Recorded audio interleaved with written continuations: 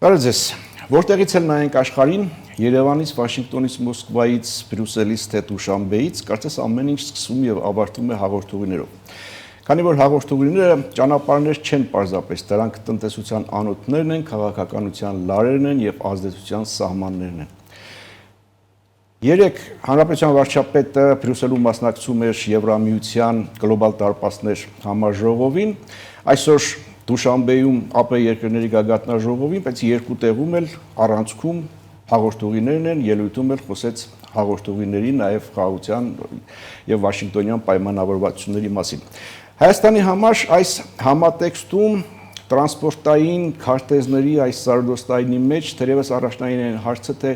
արդյոք Հայաստանը կկարողանա դառնալ միայն տարանցիկ երկիր, որի տարածքով անցնում դառնում են, թե նաև ինքնուրույն կարևոր տրանսպորտային եւ ոչ միայն տրանսպորտային հանգույց։ Նոր քաղաքական եւ տրանսպորտային հավասարակշռությունների պայմաններում։ Իդեպ այս հավասարակշռությունների համատեքստում պետք է դիտարկել նաև Ռուսաստանի եւ Ադրբեջանի նախագահների հանդիպումը, գիտենք ինչպիսի լարված հարաբերություններ կային եւ Դուշանբեում այս հանդիպման փաստը հաղորդագրությունները եւ հռետորաբանությունը կարծես թե գալիս են հուշելու, որ Ռուսաստանը փորձում է վերականգնել կամ վերագծել իր ազդեցությունը հարավային Կովկասում եւ Կովկասը պահել իր ազդեցության գոտում։ Հետաքրքիր տեղաշարժեր են տեղի ունենում նաև Հայաստանի ներքաղաքական դաշտում, նոր ուժեր են ստեղծվում, հները փորձում են միավորվել եւ այստեղ էլ Հայաստանի համար թերևս կարևոր այն հարցը թե մենք միայն կկարողանանք, արդյոք կկարողանանք միայն տրանսպորտային ճանապարհները բացել, թե նաև քաղաքական ճանապարհ բացել դեպի իրական անկախ պետություն։ Ահա այս հարցերի մասին ենք այսօր զրուցելու, սա Ազատ զրույց Free News-ի եթերում, այստեղ համադրվում են փաստերը, կարծիքները եւ կանխատեսումները, զրուցակիցս Հանրապետություն կուսակցության նախագահ Արամ Սարգսյանն է։ Բարև ձեզ։ Աստծո բարև։ Ես ուրվագծեցի այն թեմաները, որոնց շուրջ զրուցելու ենք առաջիկա 30 րոպեների ընթացքում եւ այսպես հաղորդուղիներ։ Մեր տարածաշրջանում ըստ էության կան գոյություն ունեն 3 ասենք այսպես մեգանախագծեր Միացյալ Նահանգների միջին միջանցքը, Եվրամիության գլոբալ դարպասները եւ Չինաստանի մեկ ուղի, մեկ ճանապարհը։ Ես ճիշտ եմ հասկանում, որ մենք մեր խաղաղության խաչմերուկով հայտնվել ենք այս 3 նախագծերի խաչմերուկում։ Եվ այս համատեքստում որն է մեր տեսիլքը, տեսլականը եւ որն է մեր իրական հնարավորությունների սահմանը։ Միանշանակ ճիշտ եք հասկանում, այս մոտեցումները բացառությամբ չինական մեկ գոտի մեկ ուղի ճանապարհից ընդհանուր առմամբ եվրոպականը հյուսիս-հարավով մեկ դարպասները եւ միջին միջանցքը մեծ տարբերություններ, հակասություններ չունեն իրար մեջ։ Եվ Եվրոպան այդ համատեքստում փորձում էր նաեւ ինքողակ դառնալ այդ մեկ դարպասը առաջարկելով նաեւ չինական մեկ գոտի մեկ ուղին միացնել այս գործընթացին,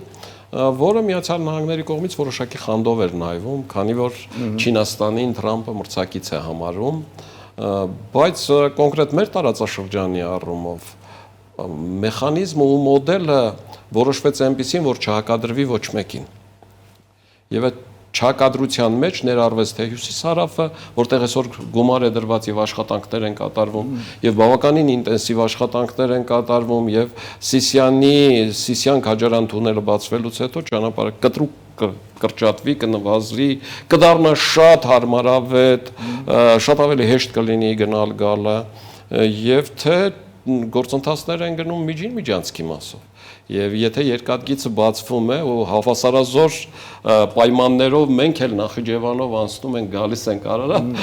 ես օրս հետ 2.5 ժամում 21 Վոլգայով գնացել եկել եմ, երկաթգծով բազմաթիվ անգամներ եմ գնացել եկել, այսինքն այդ նույն ճանապարհներով, այո։ Ու այս ուղին Արաքսիափով շատ լավ ճանապարհ է եւ այլը, իհարկե չեմ ասում, որ հիմա մարդիկ կգնան մենք կգանք այդ ճանապարհով, ասենք, դա ժամանակի խնդիր է, բայց բեռները կտեղափոխվեն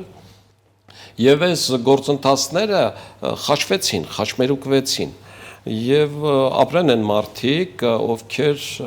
մտածեցին խաղաղության խաչմերուկ ձևավորել, չհակադրվելով ոչ Միացյալ Նահանգների միջին միջանցքին, ոչ Եվրոպայի մեկ դարպասներին, որն էլ իր մեջ ներառում է նաեւ, որն էլ իր մեջ ներառում է Հորմոսի նեղուցով մեկ ուղի մեկ գոտի այս ճանապարհը Չինաստանին ներգրավելու այդ ճանապարհները տանելու առումով։ Ես ինչքան գիտեմ, այս նախագծի վրա աշխատել են ֆրանսիական մասնագետները, Էմանուել Մակրոնի թիմը նաև որ հակադրություն չառաջանա Խաղաղության խաչմերուկի վրա, հա? Խաղաղության խաչմերուկի վրա, այո, որ հակադրություններ չառաջանան, համենայն դեպս տնտեսագետ մասնագետներ աշխատել են, ես սրան լավ տեղյակ եմ։ Քաղաքականով ես չեմ կարող այդ պնդել, չնայած չեմ էլ կարող հակառակն ասել, որ չէ քաղաքականը համաձայնեցված չի եղել ֆրանսիական իշխանությունների հետ։ Ընդհանուր առմամբ պիտի ասեմ հետեւյալը, որ կապուղիները դրանք մշտապես կապված են եղել տեխնոլոգիաների հետ։ Ձիերից հետո, երբ որ մարդիկ արդեն շոկեկար սկսեցին, այդ տեխնոլոգիա էր, նոր տեխնոլոգիա էր, մարդիկ չէին հավատում։ Հետո մեքենաները սկսեցին ճանապարհները ոչ թե սալահատիկ անել, այլ արդեն ասֆալտե ճանապարհներ, հետո բետոնե ճանապարհներ։ Հիմա տեղեկատվության կապի խնդիր է առաջացել, որը ամբողջությամբ տեխնոլոգիական է եւ ամերիկյան առաջարկող ծրագրերից մեկն էլ 2.4 միլիարդ արժողությամբ Արարատյան դաշտի տեղեկատվական կենտրոն համակարգ ձևավորելն է, որում պարզվում է, որ էլի Հայաստանը ընտիր խաչմերուկ է եւ կարող է դառնալ խաղաղության խաչմերուկ, որտեվ այսպես ասեմ, մերձավոր արևելքյան երկրները, որտեղ շոկ է, որոնք շատ հարուստ են էներգետիկ ռեսուրսներով, ընդհանրապես իրենց կենցաղով, կեցությամբ, իրենց տեղեկությունները Եվրոպայի հետ կապելու համար լավագույն տեղեկատվական կենտրոնը, որը կարող են նաեւ մասնագետները կառավարել, Արարատյան դաշտում է։ Եվ որոշակի աշխատանք արդեն արվում է, ֆինանսական ներդրումներ արվում են։ Եվ ընդհանրապես եւ այդ ուղղությամբ եւ մնացյալ ուղղություններով տեղեկություն եւ գնահատական ունեք, թե ինչ ընթացքի մեջ է Վաշինգտոնյան պայմանավորվածությունների կատարման ընթացքը եւ ձեր ասած ուղղությամբ եւ թրիպի ուղղությամբ, այսինքն դրանք տեսեք, եթե հաշվի առնենք, որ իմ այս ասած նախագծերը զուտ նախագծային աշխատանքով ներկայացնելու համար ծախսվում է մինչև $10 միլիոն գումար եւ դրանք ծախսվել են, ու այդ նախագծերը պատրաստ են, կարող ենք ասել, որ այո, ծախսեր արվում են։ Կարող ենք ասել, որ կա նախագիծը, հետեւաբար այդ ամեն ինչ պատրաստ է իրականություն դառնալու։ Ընդհանուր առմամբ հանդիպումներ, գործընթացներ, գործողություններ միանշանակ շարունակվում են։ Տեսեք, Երևանի Զվարթնոց օդանավականի մասով $500 միլիոն ներդրումային ծրագիրը, որի գծագրերը տեղադրվեց Հայաստանի համացանցում, պիտի ասեմ, որ ես 20 օր առաջ այդ գծագրերը արդեն տեսել եմ։ Ուղղակի ես այդ իրավունքը չունեի ինքս բարձրաձայնելու եւ անմիջապես այդ տեղադրելուց հետո նոր տերմինալ երկու նոր տերմինալ է, ուղևորափոխադրումը, եթե Հայաստանում նախատեսված էր 3-ից 5 միլիոնի համար, հիմա հասնելու է մինչև 9 միլիոնի, շատ հարմարավետ տերմինալներ են, տեսակ շատ գեղեցիկ, 500 միլիոն, կես միլիարդ ներդրում է, դա լուրջ փող է, որը գալու է Հայաստան, որը մտնելու է մեր ներքին շրջանառության կարգ եւ դա գործընթաց է, որը հիմնավորում է, որ գործընթացները տեղի են ունենում։ Նույն ասենք ժամանակին, որ ստորագրվել էր փաստաթուղթ դեռ Բլինկենի վարչակազմի ժամանակ, որ Հայաստան պիտի գան Միացյալ Նահանգների մաքսային ծառայությունների եւ սահմանային ծառայությունների ներկայացուցիչները։ Տեսեք, այդ մարդիկ արդեն եկել են։ Իսկ սահմանային ծառայություններն ու մաքսային ծառայությունները ինչ խնդիր են լուծում։ Էլի տեխնոլոգիական։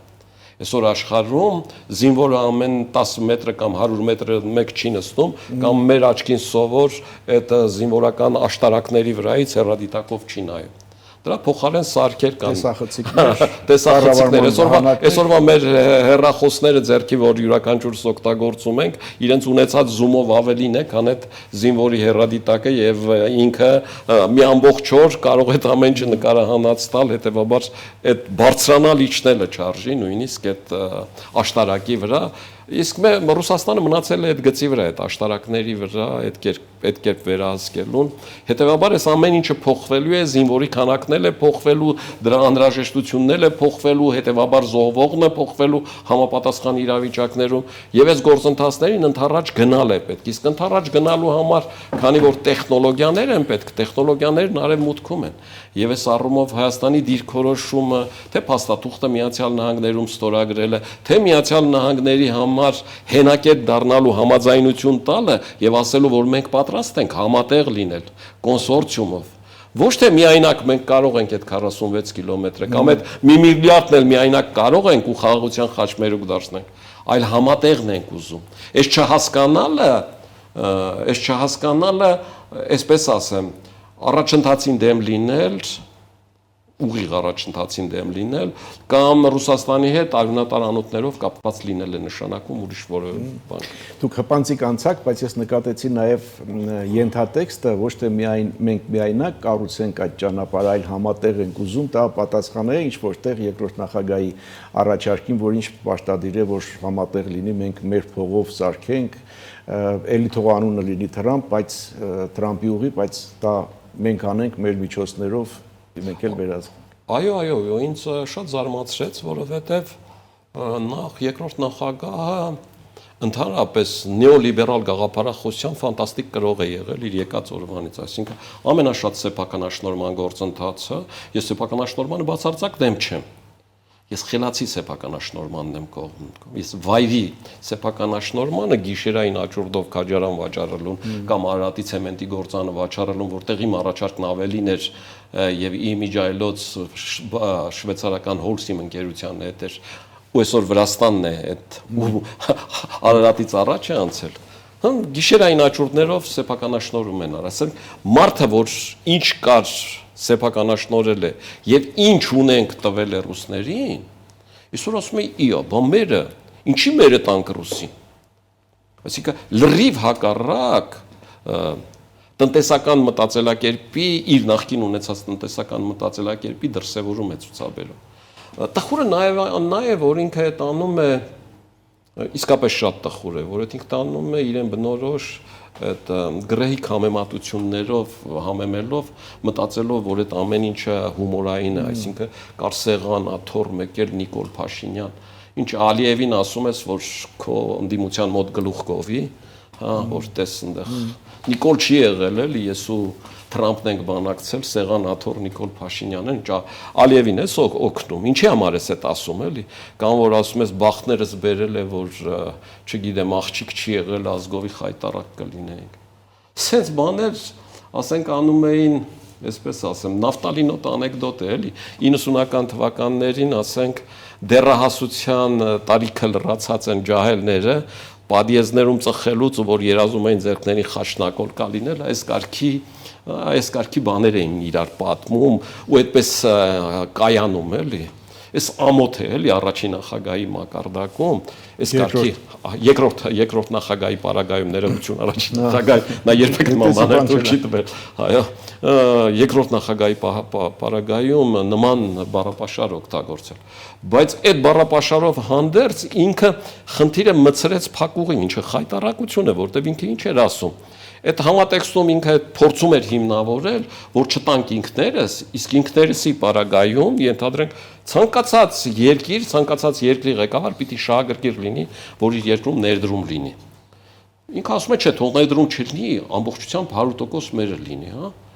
Բայց դեպքում 100% մերը երկաթ գծերը ինչի տվեցիր կոնսենսիոն կառավարման։ Քո պաշտոնավարման վերջին օրերին 3 օր պաշտոնավարումից պաշտոնավարությունդ մնացել էր 3 օր ավարտին տվեցիր ռուսներին, ինչի տվեցիր։ Բեո Մարսի նման գործանը ինչի տվեցիր ռուսներին, քույք պարտքի դիմաց այդ ամեն ինչ տալուց, ինչի տվեցիր։ Այդքան մերու մասին մտածող, մերը ունենալու մասին մտածող մարդը եղած չեղածը կտար ռուսներին։ Իհարկե չէ, ու այստեղ խնդիրը իր ասացի փակուղային է այն առումով, որտեղ ինքը այդ ասելով հաջորդն ասելու է դե ճանապարհը պիտի վերահսկվի, չէ։ Իսկ ով կարող է ավելի լավ վերահսկել, քան Ռուսաստանը։ Չկա Ռուսաստանից ավելի լավ վերահսկող։ Այսինքն կամաց վերադարձ նոյեմբերի 9-ին իսկ եթե Ռուսաստանն է վերահսկում, այդ ճանապարհը չի գործում։ Ամբողջ խնդիրն է, որ կոմունիկացիան վերջանում է։ Որտեվ աշխարհը չի ուզում Ռուսաստանի վերահսկողությամբ ճանապարհով գնա գալ, որտեվ Ռուսաստանի վերահսկողությամբ ճանապարհները նախ պատժամիջոցի տակ են, Տրանսսիբիրյան մագիստրալը։ Եվ երբ որ պատժամիջոցի տակ էլ չէին, էլի Չինաստանը դրանից չէր օգտվում։ Միջին ասիական հանրապետությունները դրանից չէին օգտվում։ Որտեվ Ռուսաստանը իր ունեցած տնտեսական գործիքները օգտագործում են որպես քաղաքական մահակ եւ մարդիկ փորձում են մաքսիմալ շրջանցել ռուսական տարածքներով երթևեկելը։ Էս մեկ։ Երկրորդ ինքն ասում է, այ որ այս խնդիրն էս առաջացել է, մենք պիտի բան առաջարկենք։ Ասենք Թրամփ մտի Նախիջևանել։ Ոչ միայն այս մասը, մտի Նախիջևանել, բնականաբար Թրամփը կուզենա, չէ, ինքը ասում է, հո չի ուզի մենակ 46, ինքը ագահ մարդ է, կասի էնել։ Բայց այդտեղ վստահ եմ Ալիևը չի համաձայնվի։ Եվ Այսինքն ինքն ասում է մենք առաջարկենք այնպիսի բան, որ Ալիևը չհամաձայնվի։ Որից հետո մենք Թրամփին կասենք, տես մենք համաձայնեինք, Ալիևը չհամաձայնվեց, ուրեմն այս թուղթը չկա, այս թուղթը պետք չի։ Կազատվենք այս խայտարակ թղթից։ Լավ, ազատվեցինք այդ թղթից, դրանից հետո Ալիևն ինչ է անելու։ Երկրի վարչապետները Ռոբերտ Քոչարյանն է ինչ է անելու։ Մեղրի միջանցքը փորձելու է ուժով կտրել, չէ՞։ Ինչպես մինչև հիմա, մինչև 2025 թվականի օգոստոսի 8-ի փաստաթուղթի ստորագրելը պնդում էին, չէ՞։ Այսինքն ինքը ինչ հետ է բերում դրան, որ ինչ լինի, որ մտնեն կտրեն, հետո ինքը կանչի ռուսական բանակին, նրանք գան ասեն դուրս եկեք, չի կարելի էս հապկի տարածք է եւ այլը հետ գառնանք նոյեմբերի 9-ին 9-րդ կետին, մենք էս կվերահսկենք, դուք գնացեք եկեք, էս է ուզածը։ Բնականաբար էս է ուզածը եւ ընդհանրապես բոլոր այն մարդիկ, ովքեր քվեն տալու Ռոբերտ Քոչարյանին, Դաշնակցության այս գծի պահողներին, թող իմանան, որ իրանք սպասարկում են ռուսական գիծ, իսկ Ռուսաստանը այստեղ խաղաղություն չի ուզում։ Շատ པարզ բան է, որտեղ խաղաղության պարապարագայում իրենց այդ սահմանապահ զորքերի աշտարակները այստեղ կանգնելու իմաստը չունեն։ Չնայած այդ կանգնացնել իմաստ չունի անհետետ է, էլի։ Այդտեղ մի հատ iPhone դնեն ավելին է, քան օրվա մեջ 3 անգամ հերթափոխ փոխող զինվորը, որ բարձրանում է 60 մետրի իջնում է, անհետեթություն է։ Այս հեմքի վրա է Ռոբերտ Քոչարյանը մնացել է նախորդ դարի 90-ականներ էլ չի ասել, 80-ական թվականների տրամաբանության մեջ վաղուց ժամանակն է թոշակի անցնելու։ Ինքը նախկինում 22% էր հավաքել, այս անգամ 12 էլ չի հավաքել։ Կգանք ներքաղաքական իրավիճակին եւ առաջիկա ընտրություններին կգանք, բայց այնինչ ասում էր երկրորդ նախագահի կողմից, դա ըստ էության համոզված եք, որ ռուսական մոտեցումներն են, ռուսական դիրքորոշումն է հերանեկարի վերաբերյալ այս տարածաշրջանում հաղորդումների բացման։ Փոքր դատարից հետո շարունակենք, կվերադառնանք վայրկյաններ անց։ Իշեստեմ Սազազուրիստե Free News-ի եթերում, ես զրուցում եմ Հանրապետություն կուսակցության նախագահ Արամ Սարգսյանի հետ։ Պարոն Սարգսյան, մենք իհարկե խոսում էինք հաղորդակցության ուղիների, տարբեր նախագծերի մասին եւ հասանք երկրորդ նախագահի ասուլիսին, նրա գնահատականներին եւ առաջարկներին։ Սա մեծ հաշվով ռուսական տեսլականն է։ Նախ ասեմ, որ Ռոբերտ Քոչարյանը առաջիններից մեկն էր, որ ուղիղ պատասխանեց եւ ասաց, որ ինքը օգոստոսի 8-ի փաստաթղթին դեմ է։ Եվ ասաց, որ այդ օգոստոսի 8-ի փաստաթուղթը մերժելու տարբերակ ունի։ Ասել այնպիսի բան, ինչին Ալիևը կասի ոչ։ Որից հետո, երբ որ Ալիևը կասի ոչ, թուղթը կմերժեն, տակը ինչ է մնում։ Նոյեմբերի 9-ի 9-րդ կետը, որտեղ մնացած կետերը գոյություն չունեն։ Ավելի պարզ, ավելի, չգիտեմ, մատչելի ներկայացնելու տարբերակ ես չունեմ։ Այսինքն Ռոբերտ Քոչարյանի ասածն է, ու ինքը չի կարող հակադրվել իմ հետ, որ իր ասածն է չի, որ ես իրեն սխալ եմ հասկացել։ Ոչ, ինքը ուղիղ է ասել։ Ինքը ուղիղ ասել է, ով Ռուսաստանի հետ չի, շանտաղա է։ Այն ինչ ասել էր Վարդանիկը։ Ուղղակի ինքը այդ ամեն ինչը ձևակերպեց 3 ժամում, Վարդանիկը մի նախադասությամբ։ Այնպես որ այդ թևը ավելի ճիշտ կանի Վարդանիկին առաջադրի հաջորդ ընտրություններում որպես իրենց վարչապետի տեխնացու, որտեղ ավելի կոնկրետ ուղիղ, հետն էլ կոմունիստ է, Ռուսաստանի սրտին ավելի մոտիկ։ Իմիջիայլոց այս կոմունիզմի գաղափարախոսությունը, այս Ռուսաստան, կոմունիզմ, Լենին պապիկ, սովետական միություն, ինչ-որ միավորող բան ունի, այդ Լենինը այդ դամբարանում բոլորին կարծես միավորում է, հիմի այն մեր ձևովն էլ ասում է, բա սովետի ժամանակ, սենց բան։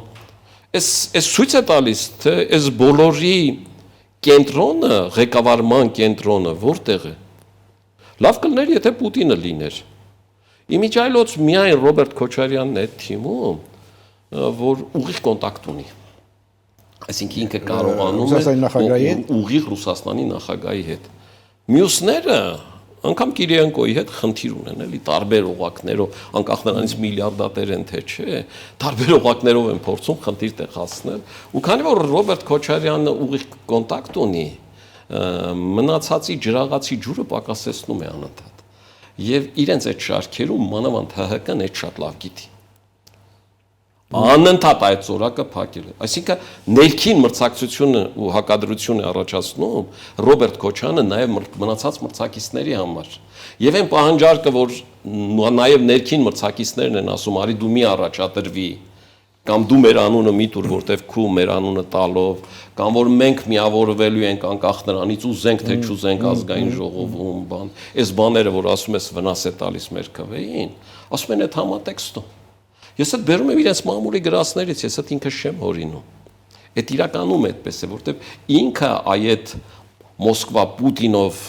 այստեղ, չգիտեմ, վտակները, ծորակների վերածելով ազդում է նաև մյուսների վրա։ Ես կարծում եմ, որ արևմտյան դաշտի խաղացողների համար սա դրական է, թող իրենց մոտ փոշյանան։ Ինչով է դրական։ Նայեք, ձևավորվում են նորանոր ուժեր, որպեսզի կարողանան այդ պիտակից, որ մենք նախքին ենք կամ կապ ունենք Ռոբերտ Քոչարյանի կամ Սերժ Սարգսյանի հետ, դրանից տարանջատվեն։ Ու քանի որ դրանք ձևավորվում են ու տարանջատվում են, իրենք այն Ռոբերտ Քոչյանի ունեցած 22% քվեն, որ կա, այդ մաշեցնում են։ Այս անգամ Ռոբերտ Քոչյանը այդ 22-ը չի հավաքելու։ Չի հավաքելու, ինքը շատ ավելի պակաս է հավաքելու։ Ինքն էլ խոստովանեց, որ դրանից մի մաս ինքը ասեց գնալու է մեր ձևովին։ Ինքը ներկայացնում էր, որ հիմնական իրենք ու մեր ձևովն են ու չի բացառվում,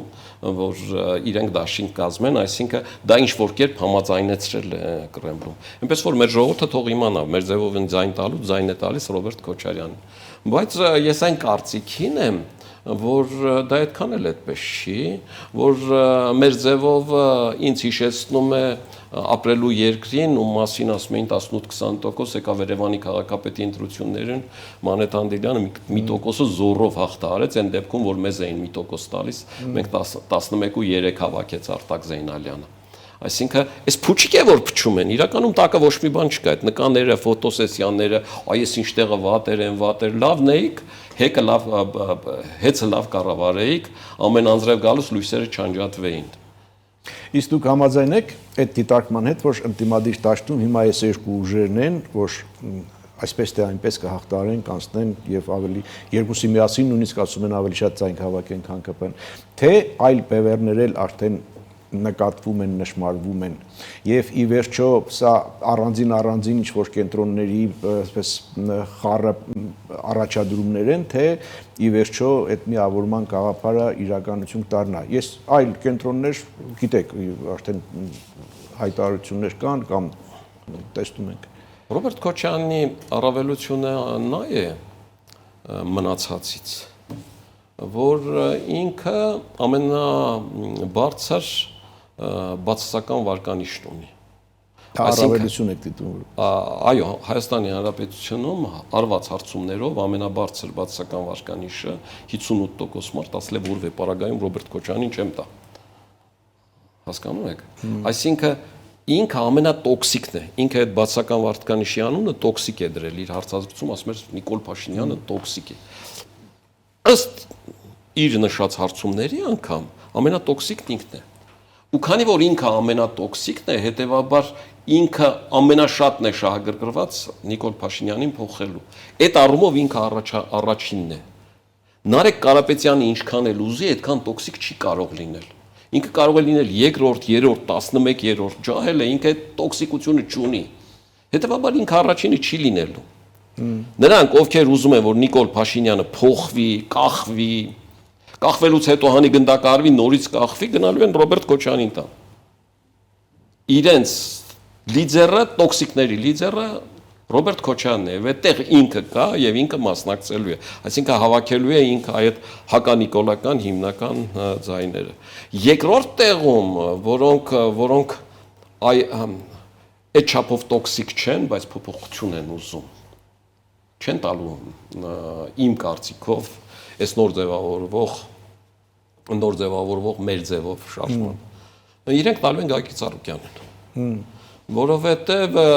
ի տարբերություն այդ նոր ձևավորվողի Գագիկ Ծառուկյանի կուսակցությունը Հայաստանում տարածում ունի, գրասենյակներ ունի, երբեք չի փակել։ Հիմա կարծես թե վերաբրենդավորվում է նաև ակնհայտ վերաբրենդավորվում է Գագիկ Ծառուկյանի խոսքը հենց այդ առումով, որ միայնակ որևէ կուսակցություն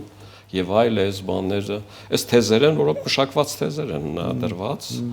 եւ որևէ նոր անունով խաղի մեջ է մտնելու այս համատեքստում, որ միասնական փորձենք խնդիրները լուծել, փորձենք մաքսիմալ լավ լինել բոլորի հետ, ներառյալ Բելարուսի այս համատեքստում եւ ես կարծում եմ, որ այդ իշխանապողության կողմնակիցների երկրորդ տեղի մրցակիցը հիմնականում Գագիկ Ծառուկյանն է լինելու, մնացածները հիմնական ասենք, որ այսպես շրջանառվում է, մնաց Վանեցյան, Գումարած, Բաբայան, եթե գումարումը կլինի իհարկե։ Գիտեք, Վանեցյանի մասով այսպես է, ես ի սկզբանե ասել եմ եւ հստակ տեղեկություն եմ ունեցել, որ ռուսները այս ընտրություններին մասնակցելու են 4 տեխնացիով, մեկը Ռոբերտ Քոչարյանն է, մեկը Վանեցյանը, մնացած երկուսը հայտնի չէ, անգամ Ռոբերտ Քոչարյանին եւ Վանեցյանին, բայց միայն Ռոբերտ Քոչարյանին է ասվել, որ մյուսները նույնիսկ եթե քեզանից 2 անգամ էլ շատ հավաքեն, միևնույն է իրենք պաշտպանելու են քեզ ազգային ժողովում։ Այսինքն մեր տեխնացուն, այն քիմիան, որ կա գործում է, այդ քիմիան ուժի մեջ է, այդ անմահ է ինչպես Լենինը։ Այսինքն կհրահանգենք, կլինի Ծառուկյանը 25% դու 12, միևնույն է ինքը քեզ է առաջադրելու, որտեղ դու մտքի տիտանես։ Դու գիտես ոնց բանակցել Ալեքսեյ Ալիևի հետ, Ծառուկյանը չի բանակցելու, մենք այդ կհամոզենք։ Մոտավորապես այս համատեքստն է եղել։ Հիմի մնացած երկուս նով են, դրանցում կա Սամվել Կարապետյանը կամ Նարեկ Կարապետյանը, շատ մեծ հարցական է, թե իրենք ումով են մասնակցելու։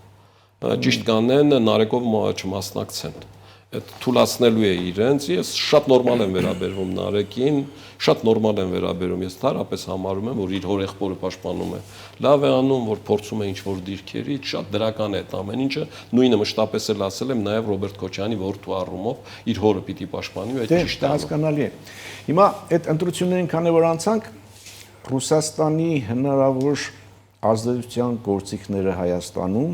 եւ ինչու ոչ նաեւ Ադրբեջանի, այդ որ ասում են այդ հրետորաբանությունը վերադարձել է, հա, Զանգեզուրի միջանց, դա նաեւ ներքաղաքական տրամադրությունների վրա ազդելու հնարավորություն ունի, այդպես նպատակ ունի։ Այս երկու մասով ինչ դիտարկումներ ունեք։ Գիտեք, իսկապես Ռուսաստանի համատեքստում կցանկանայի նաեւ Մոլդովայի օրինակին անդրադառնալ։ Նախ պիտի նայենք, թե Ռուսաստանը ինչպիսի ազդեցության լծակներ ունի Հայաստանի Հանրապետության վրա։ Իր ազդեցության լծակները երկուսն էին, մեկը ուժային Ադրբեջանի միջոցով, մյուսը տնտեսական, լարսով-մարսով եւ այլով ինչով անում է։ Այլ լծակներ ուղիղ մտնելու եւ այլնի էքսպանսիայի ենթարկելու ուղղակի բացառում եմ չունի, նախ ընդհանուր սահման չունենք, երկրորդ նման քայլի չի գնա, որովհետեւ այդ ակնհայտ արդեն ՄԱԿ-ին դեմ գնալ է ու խնդիրը այլ դաշտ տեղափոխվի։ Կփորձի Ռուսաստանը այս երկու հանգամանքներից օգտվել, կարծում եմ առաջի հանգամանքից օգտվելու հնարավորությունը ինքը ամբողջությամբ օգոստոսի 8-ին կորցրեց։ Այլևս այս տարածաշրջանի որևէ երկիր Սյունիքի ուղղությամբ հարձակում չի անի։ Թրամփի ուղու վրա հարձակվելը այդ նույնն է, որ հարձակվեց Ամերիկայի Միացյալ Նահանգների վրա։ Նման ներուժ ունեցող երկիր այս տարածաշրջանում գոյություն չունի։ Եվ ընդհանրապես գոյություն չունի։ Հետևաբար այս Սյունիքը Թրամփի ուղով այս կոմունիկացիաներով ամբողջությամբ ապահովված է։ Եվ մեր իշխանությունների խնդիրն է, համար 1 խնդիրը։ Օր առաջ այդ համատեղ ձեռնարկությունը դարձնել իրականություն եւ այդ դրոշները դնել արդեն Սյունիքում։ Վերջ։ Այլևս այդ ուղղությամբ, որ իսկ եթե այդ ուղղությամբ պատերազմ չի լինելու,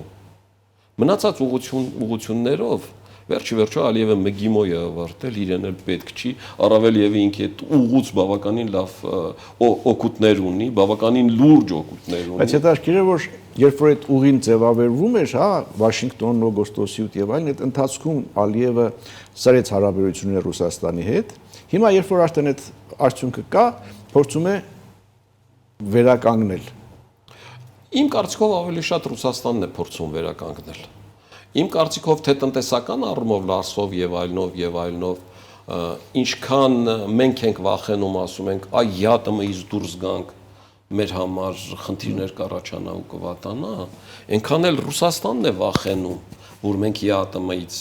դուրս կգանք ու այդ ճնշումները չի խստացնում։ Որովհետև եթե այդ լծակն էլ, որը որպես ոչ թե որպես տնտեսական, որ իր շուկայում այնտեղ հարց է լուծում։ Այսօր թվերն էր ասում։ Հա, որ թվեր են ասում, այլ որպես քաղաքական լծակ, որը ինքը մեր վրա օգտագործում է, դա էլ կորցնի, ինքը այլ լծակ չի ունենա այստեղ։ Ռուսաստանը իր 5-րդ շարասյունով կփոշիանա ընդհանրապես, այլ լծակ չի ունենա։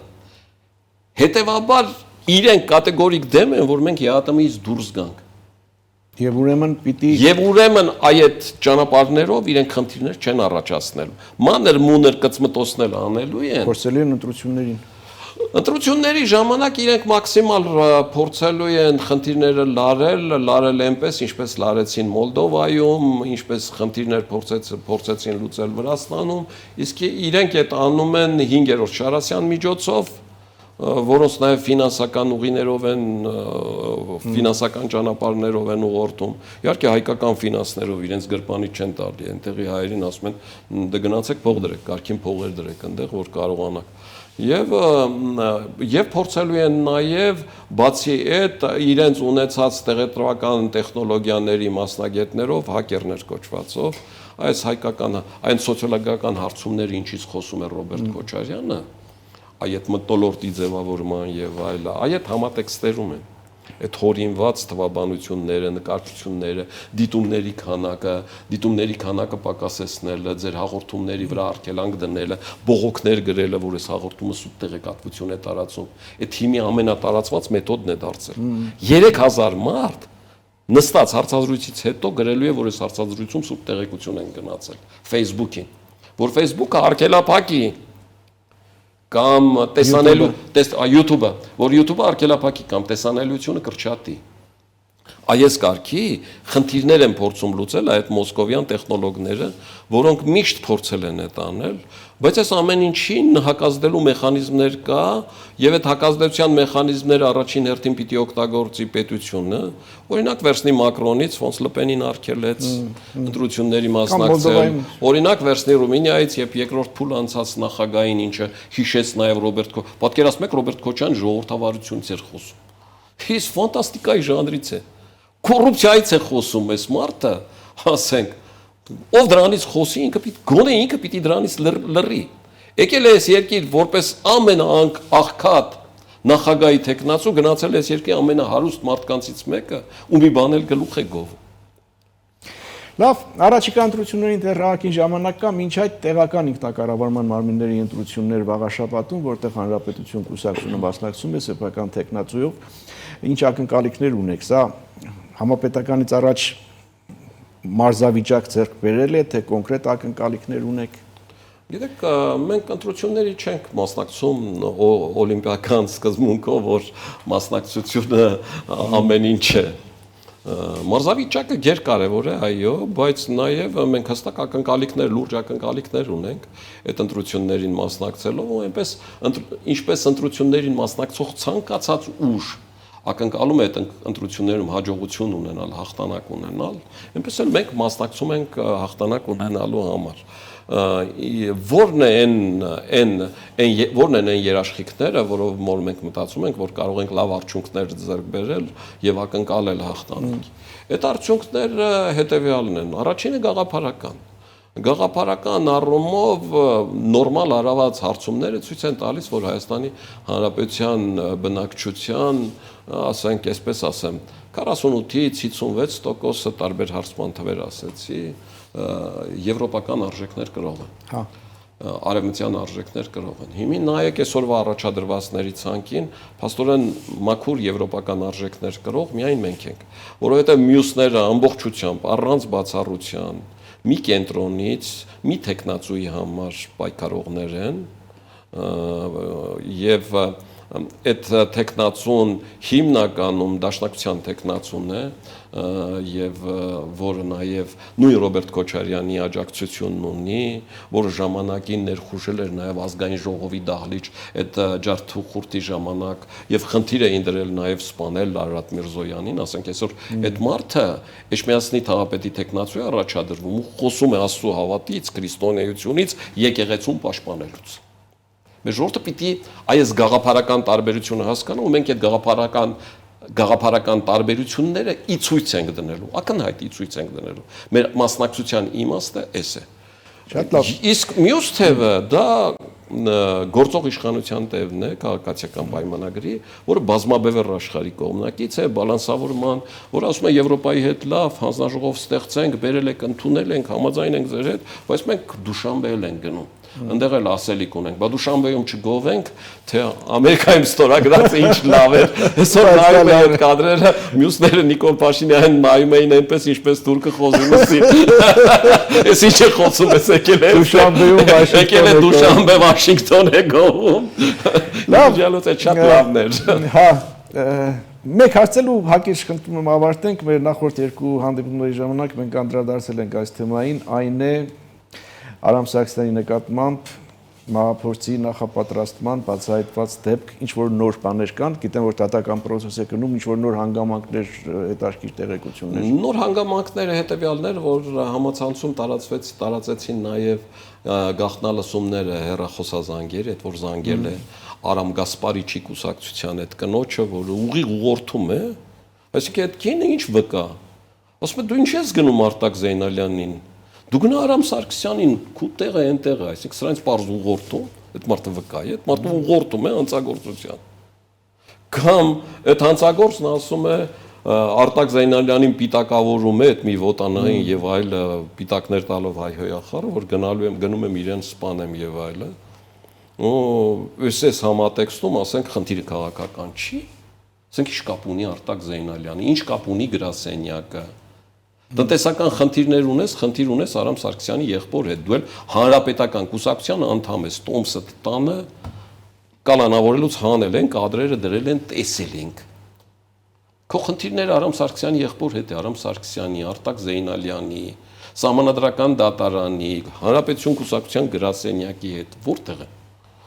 Խնդիրը բացարձակ այս հարթությունների մեջ է,